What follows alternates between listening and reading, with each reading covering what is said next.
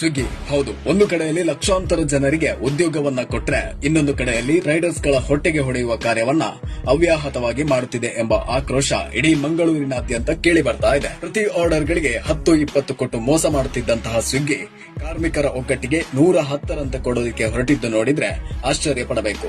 ನೀನು ಕೆಲಸ ಮಾಡೋದೇ ಆದ್ರೆ ಮಾಡು, ಇಲ್ಲದೇ ಇದ್ರೆ ಹೊರಟು ಹೋಗು ಅನ್ನುವಂತಹ ಒಂದೇ ಒಂದು ಮಾತಿಗೆ ಸಿಡಿದೆದ್ದ ಸ್ವಿಗ್ಗಿ ರೈಡರ್ಸ್ ಒಂದೇ ಒಂದು ಆರ್ಡರ್ ತೆಗೆದುಕೊಳ್ಳದಂತೆ ಸೂಚನೆಯನ್ನ ಕೊಡುತ್ತಿದ್ದಾರೆ.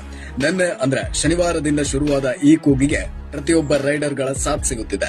ಹಾಗಾದ್ರೆ ಏನಿದು ಘಟನೆ ಅಂದ್ರೆ, ಸ್ವಿಗ್ಗಿಯಲ್ಲಿ ಕೆಲಸ ಮಾಡುವವರು ಪ್ರತಿಯೊಬ್ಬರು ಕೂಡ ಮಧ್ಯಮ ವರ್ಗದವರು ಆಗಿರುವಂತಹ ಕಾರಣದಿಂದ, ಪ್ರತಿಯೊಬ್ಬರು ಕೂಡ ಟೂ ವೀಲರ್ ನಲ್ಲಿ ಹೋಗಬೇಕಾಗಿರುವಂತಹ ಕಾರಣದಿಂದ ಸರಿಸುಮಾರು 6 ಕಿಲೋಮೀಟರ್ ಹೋದ್ರೂ ಕೂಡ 20ರಿಂದ 30 ರೂಪಾಯಿ ಕೊಡ್ತಾರೆ. ಒಮ್ಮೆ ಯೋಚಿಸಿ, ಇದು ಇವರ ಪೆಟ್ರೋಲ್ಗೂ ಕೂಡ ಸಾಲೋದಿಲ್ಲ. ಅದರ ಜೊತೆಯಲ್ಲಿ ಟ್ರಾಫಿಕ್ ಮಧ್ಯೆ ಸಿಕ್ಕಿ ಹಾಕಿಕೊಂಡ್ರೆ ಕಸ್ಟಮರ್ ಗಳ ಬೈಗುಳವನ್ನ ಕೂಡ ಕೇಳಿಸಿಕೊಂಡು ಸುಮ್ಮನೆ ಬರಬೇಕಾಗುತ್ತೆ. In case late